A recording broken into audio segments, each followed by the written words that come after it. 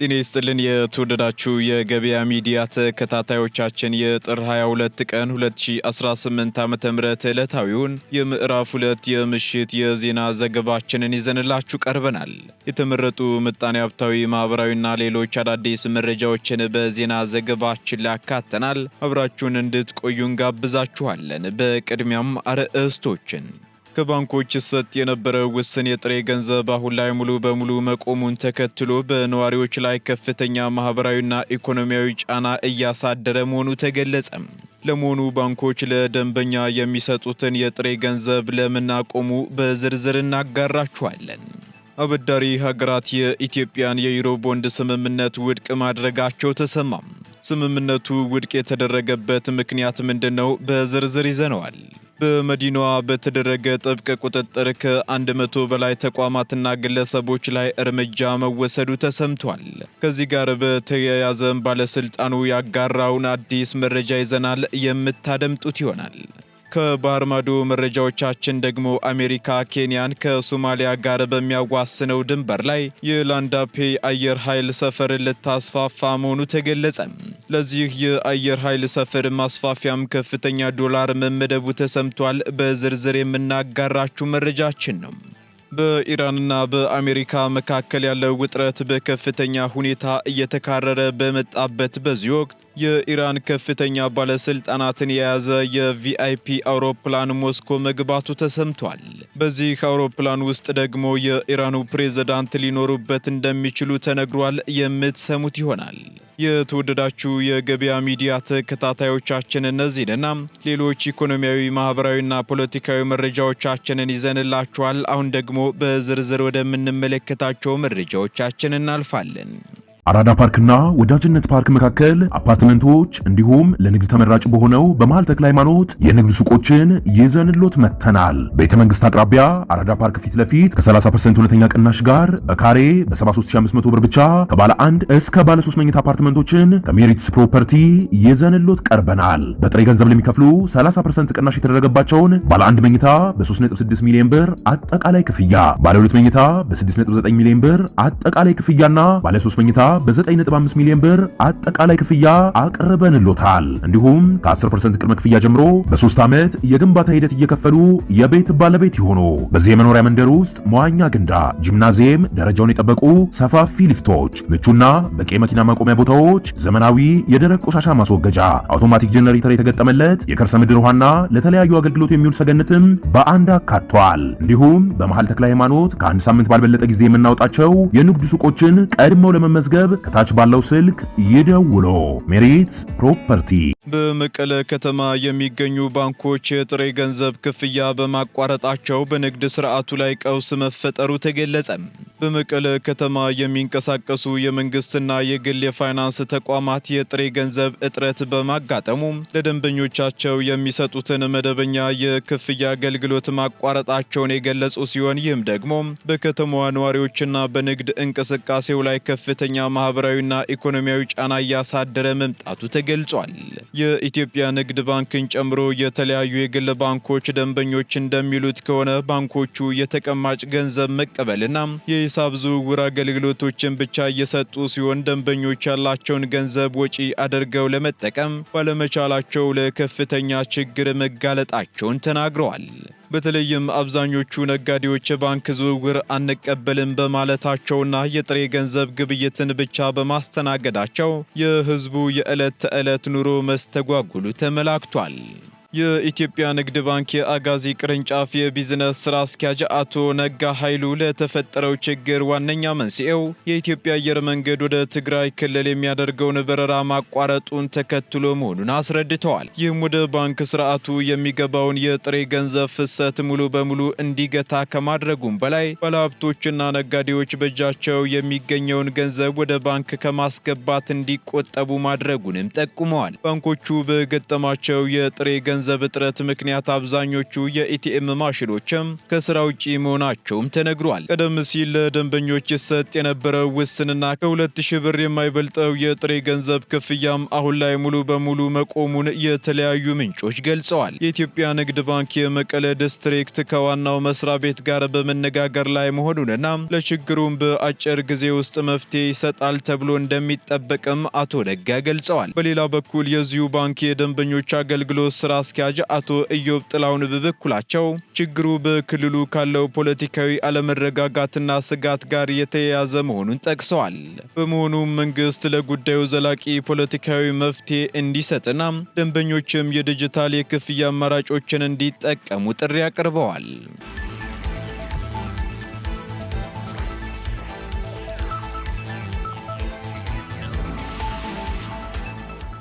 በአዲስ አበባ ከተማ በመድኃኒትና በጤና ተቋማት ላይ በተደረገ ጥብቅ ቁጥጥር 158 ተቋማትና ባለሙያዎች ላይ እርምጃ መወሰዱ ተገለጸ። የአዲስ አበባ ምግብና መድኃኒት ባለስልጣን ባለፉት 6 ወራት ባደረገው ከፍተኛ የክትትል ስራ የህብረተሰቡን ጤና አደጋ ላይ የሚጥሉ ድርጊቶችን ሲፈጽሙ በተገኙ የጤና ተቋማትና ባለሙያዎች ላይ እርምጃ መውሰዱን አስታውቋል። በዚህ የቁጥጥር ዘመቻም የመጠቀሚያ ጊዜያቸው ያለፈ ባቸውን መድኃኒቶች ለሽያጭ ያቀረቡ 44 የመድኃኒት መደብሮችና 2 የባህል ሕክምና ባለሙያዎች ከባድ የጽሑፍ ማስጠንቀቂያና የሙያ ፍቃድ እገዳ ተጥሎባቸዋል። እንደ ባለስልጣኑ መረጃ ከሆነ ደግሞ በግማሽ ዓመቱ ውስጥ 1275 ኪሎ ግራም የሚመዝኑና የገበያ ዋጋቸው 5.5 ሚሊዮን ብር የሚያወጡ ጊዜያቸው ያለፈባቸው መድኃኒቶች ተይዘው እንዲወገዱ ተደርጓልም ብሏል። ከዚህ በተጨማሪም በከተማዋ የሚገኙ 112 የጤና ተቋማት ከደረጃ በታች አገልግሎት ሲሰጡ በመገኘታቸው ተመሳሳይ አስተዳደራዊ እርምጃ እንደተወሰደባቸውም ተገልጿል። በአጠቃላይ በቁጥጥር ስራ ወቅት የአሰራር ግድፈት የተገኘባቸው 158 ተቋማትና ግለሰቦች የሕግ ተጠያቂነት እንደገጠማቸው የባለስልጣኑ የጤና ተቋማትና ባለሙያዎች ቁጥጥር ዳይሬክተር አቶ ገልገሎ ኦልጅራ ተናግረዋል።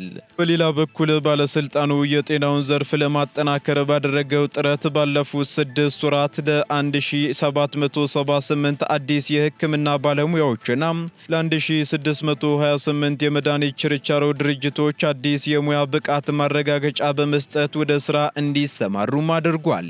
ዳይሬክተሩ አክለው ማንኛውም ተቋም በየ3 ዓመቱ ፍቃዱን ማደስ እንዳለበትና ጥራት የጎደለው አገልግሎት በሰጡ እንዲሁም ያለ ሕጋዊ ፍቃድ በሚንቀሳቀሱ አካላት ላይ የሚያደርገው ጥብቅ ክትትል ተጠናክሮ እንደሚቀጥልም አሳስበዋል።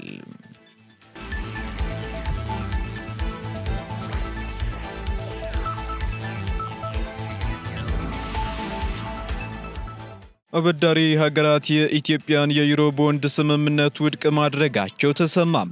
ኢትዮጵያ ከግል የቦንድ ባለቤቶች ጋር ደርሳው የነበረው በመርህ ደረጃ ላይ የተመሰረተ ስምምነት በዋና አበዳሪ ሀገራት ውድቅ መደረጉ ተገልጿል።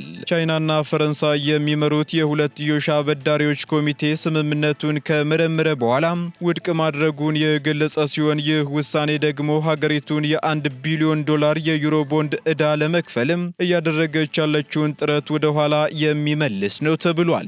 ለዚህም ውሳኔ በምክንያትነት የተቀመጠው ደግሞ አበዳሪ ሀገራቱ ኢትዮጵያ ከግል የቦንድ ባለቤቶች ጋር ያደረገችው በመርህ ደረጃ የተመሰረተ ስምምነት ከኛ ጋር ሲነጻጸር ፍትሃዊ ያልሆነና የግል ባለሀብቶችን የጠቀመ ነው በማለታቸው መሆኑን የገንዘብ ሚኒስቴር አስታውቋል። ኮሚቴው ለገንዘብ ሚኒስቴር በላከውና በሚኒስቴሩ በኩል ይፋ በሆነው ደብዳቤ ስምምነቱም የአበዳሪዎች ኮሚቴና የዓለም አቀፉ የገንዘብ ተቋም IMF የሚከተሉትን የአበዳሪዎች እኩልነት መርህ እንዳልተከተለም ይጠቅሳል። በተጨማሪም አሁን ባለው ተስፋ ሰጪ የኢኮኖሚ ሁኔታ አንጻር ሲታይ ደግሞ የግል ባለሀብቶቹ ያደረጉት የዕዳ ማሻሻያ ጥረት በጣም አነስተኛ ነው ሲልም በደብዳቤው ተገልጿል። የኢትዮጵያ የገንዘብ ሚኒስቴር በበኩሉ ዛሬ ባወጣው መግለጫ ሂደቱ ወደ ኋላ መመለሱ የሚያስቆጭ ቢሆንም ኢትዮጵያ ግን አሁንም ለሰላማዊና ለፍትሃዊ ድርድር ዝግጁ ነች ሲልም ገልጿል።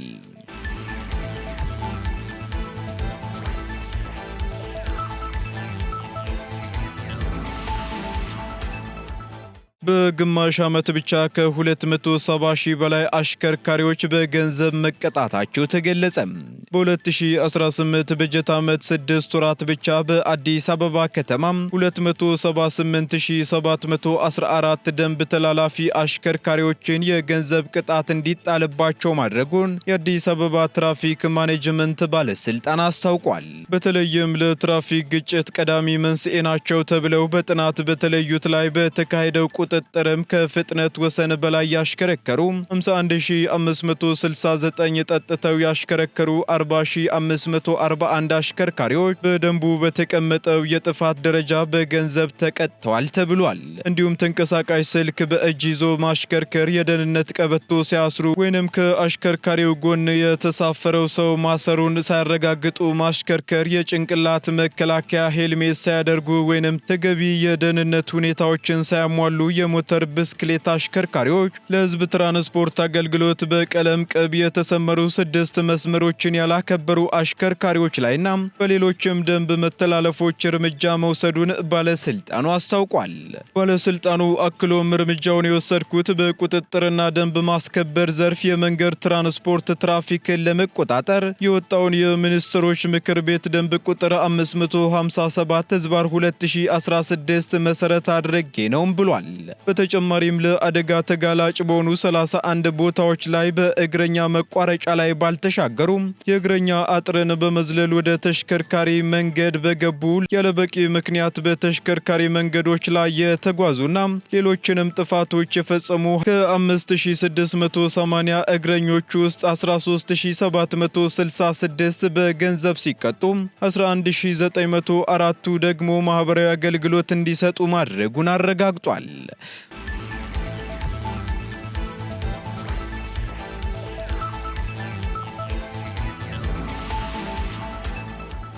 ቀጥለናል ውድ ተከታታዮቻችን። አሁን ደግሞ ከውጭ ወደ ያዝንላችሁ መረጃዎቻችን እንሸጋገራለን። አሜሪካ ኬንያን ከሶማሊያ ጋር በሚያዋስነው ድንበር ላይ የኬንያ የአየር ኃይል ሰፈርን ልታስፋፋ መሆኑ ተሰማም። በዚህም የዩናይትድ ስቴትስ የጦር አውሮፕላኖች ላንዳፔ ከተባለው የኬንያ አየር ኃይል ሰፈር እየተነሱ የሶማሊያውን ደፈጣ ተዋጊ ቡድን የአልሸባብን ይዞታ ይደበድባሉ ተብሏል። ዩናይትድ ስቴትስ ይህን የአየር ሰፈር ለማስፋፋትም የመደበችው ገንዘብ ደግሞ $70 ሚሊዮን ሲሆን የጦር ሰፈሩም የአውሮፕላን መንደርደሪያ እንደሚስፋፋበት ተገልጿል። እንደ አውሮፓውያኑ አቆጣጠር በ2024 የቀድሞው የዩናይትድ ስቴትስ ፕሬዝዳንት ጆ ባይደን አስተዳደር ኬንያን የሰሜን አትላንቲክ ጦር ቃል ኪዳን ድርጅት አባል ያልሆነችና ከሳራ በታች አፍሪካ ሀገር የአሜሪካ ደግሞ ጥብቅ የጦር ተሻራኪ ለማድረግ ማቀዱን አስታውቆ እንደነበር ይታወሳል። በሌላ በኩል ደግሞ ሰሞኑን ኬንያን የጎበኙት የዩናይትድ ስቴትስ ምክትል የውጭ ጉዳይ ሚኒስትር ክሪስቶፈር ላንዳው አሜሪካ የጦር ሰፈሩን ለማጠናከር መወሰኗንና በሁለቱ ሀገራት መካከል ላለው ጥብቅ የጋራ መከላከያ ግንኙነት ተጨባጭ ምሳሌም ብለውታል። ምክትል ሚኒስትሩ አክለውም የጦር ሰፈሩ በአዲስ መልክ መጠናከሩን ደግሞ ለጠላቶቻችን ጠንካራ መልእክት ያስተላልፋል ሲሉም ተናግረዋል።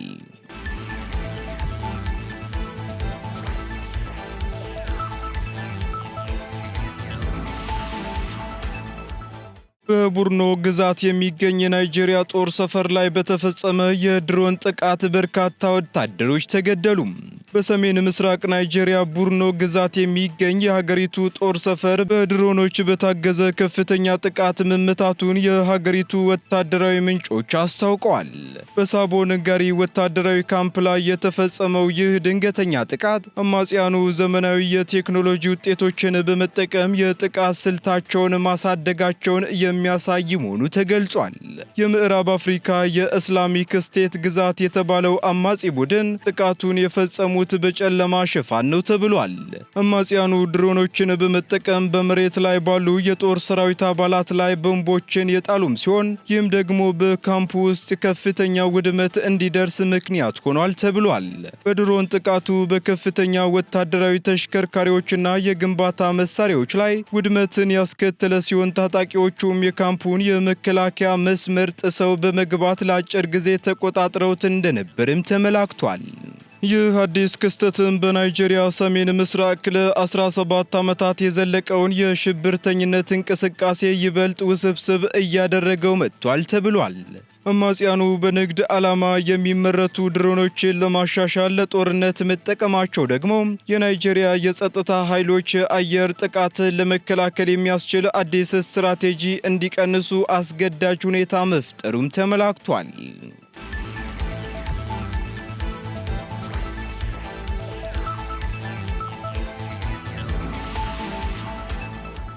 በኢራንና በአሜሪካ መካከል ያለው ውጥረት በጨመረበት በዚህ ወቅት የኢራን ባለስልጣናትን የያዘ ቪአይፒ አውሮፕላን በድንገት ሞስኮ መግባቱ ተሰማ። በኢራንና በአሜሪካ መካከል ያለው ወታደራዊ ውጥረት በከፍተኛ ሁኔታ እየተካረረ በመጣበት በዚህ ወቅት የኢራን ከፍተኛ ባለስልጣናትን የሚያጓጉዝ አውሮፕላን በሞስኮ ኩኑኮቮ አየር ማረፊያ ማረፉ ተነግሯል። ይህ ድንገተኛ ጉዞም የተከናወነው ደግሞ አሜሪካ በኢራን ላይ የአየር ጥቃት ልትፈጽም ትችላለች የሚሉ መረጃዎች እየወጡ ባሉበት ወቅት መሆኑም ጉዳዩን ዓለም አቀፍ መነጋገሪያ አድርጎታል። በአዘርባይጃን የአየር ክልል አድርጎ ወደ ሩሲያ የተጓዘው የዚህ አውሮፕላን በረራም በውስጡ የኢራኑ ፕሬዝዳንት ሊኖሩበት እንደሚችሉ ያልተረጋገጡ ሪፖርቶች እየጠቆሙ እንደሚገኙ ተገልጿል። ፕሬዝዳንት ዶናልድ ትራምፕ በቅርቡ በሰጡት መግለጫ ኢራን በሀገሪቱ እያካሄደች ያለችውን የተቃውሞ ሰልፍ የምታስቆም ከሆነና የኒውክሌር መርሃ ግብሯን የማታቆም ከሆነ ከባድ እርምጃ እንደሚጠብቃት ማስጠንቀቃቸው ይታወሳል። በተጨማሪም በአሁኑ ወቅት የአሜሪካ የጦር መርከቦችና አውሮፕላን ተሸካሚዎች ወደ መካከለኛው ምስራቅ ያቀኑ ሲሆን ይህ ስምሪት ደግሞ በኢራን ላይ ለሚሰነዘር ጥቃት ዝግጅት ሳይሆን አይቀርምም ተብሏል። በሌላ በኩል ኢራንና ሩሲያ በቅርቡ የፈረሙት የ20 ዓመታዊ ስልታዊ የትብብር ስምምነት ሁለቱ ሀገራት በደህንነትና በወታደራዊ መስኮች በቅርበት እንዲሰሩም ያደርጋቸዋል። ሩሲያ በበኩሏ በኢራን ላይ የሚሰነዘር ማንኛውም ወታደራዊ ጥቃት በቀጠናው ላይ ትርምስ እንደሚፈጠር በማስጠንቀቅ አሜሪካና ኢራን በውይይት እንዲፈቱም ጥሪ አቀርባለች። ነገር ግን እስካሁን ድረስ ከቴህራንም ሆነ ከሞስኮ በኩል ስለ አውሮፕላኑ ጉዞ ዓላማ የተሰጠ ይፋዊ መግለጫ ባይኖርም ዓለም አቀፉ ማህበረሰብ ግን ሁኔታውን ወደ ቀጥተኛ ጦርነት እንዲያመራ በስጋት እየተከታተለው ይገኛል።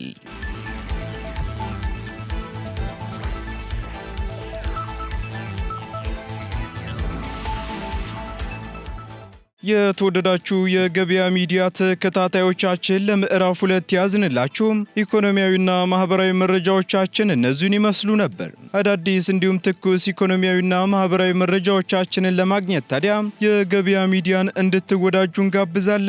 ሰናይ ጊዜን ተመኘን። አራዳ ፓርክና ወዳጅነት ፓርክ መካከል አፓርትመንቶች እንዲሁም ለንግድ ተመራጭ በሆነው በመሃል ተክለ ሃይማኖት የንግድ ሱቆችን ይዘንሎት መጥተናል። ቤተ መንግስት አቅራቢያ አራዳ ፓርክ ፊት ለፊት ከ30% እውነተኛ ቅናሽ ጋር በካሬ በ73500 ብር ብቻ ከባለ 1 እስከ ባለ 3 መኝታ አፓርትመንቶችን ከሜሪትስ ፕሮፐርቲ ይዘንሎት ቀርበናል። በጥሬ ገንዘብ ለሚከፍሉ 30% ቅናሽ የተደረገባቸውን ባለ 1 መኝታ በ3.6 ሚሊዮን ብር አጠቃላይ ክፍያ፣ ባለ 2 መኝታ በ6.9 ሚሊዮን ብር አጠቃላይ ክፍያና ባለ 3 መኝታ በ9.5 ሚሊዮን ብር አጠቃላይ ክፍያ አቅርበንሎታል። እንዲሁም ከ10% ቅድመ ክፍያ ጀምሮ በ3 ዓመት የግንባታ ሂደት እየከፈሉ የቤት ባለቤት ይሆኑ። በዚህ የመኖሪያ መንደር ውስጥ መዋኛ ገንዳ፣ ጂምናዚየም፣ ደረጃውን የጠበቁ ሰፋፊ ሊፍቶች፣ ምቹና በቂ መኪና ማቆሚያ ቦታዎች፣ ዘመናዊ የደረቅ ቆሻሻ ማስወገጃ፣ አውቶማቲክ ጄኔሬተር የተገጠመለት የከርሰ ምድር ውሃና ለተለያዩ አገልግሎት የሚውል ሰገነትም በአንድ አካቷል። እንዲሁም በመሃል ተክለ ሃይማኖት ከአንድ ሳምንት ባልበለጠ ጊዜ የምናወጣቸው የንግድ ሱቆችን ቀድመው ለመመዝገብ ከታች ባለው ስልክ ይደውሉ። ሜሪትስ ፕሮፐርቲ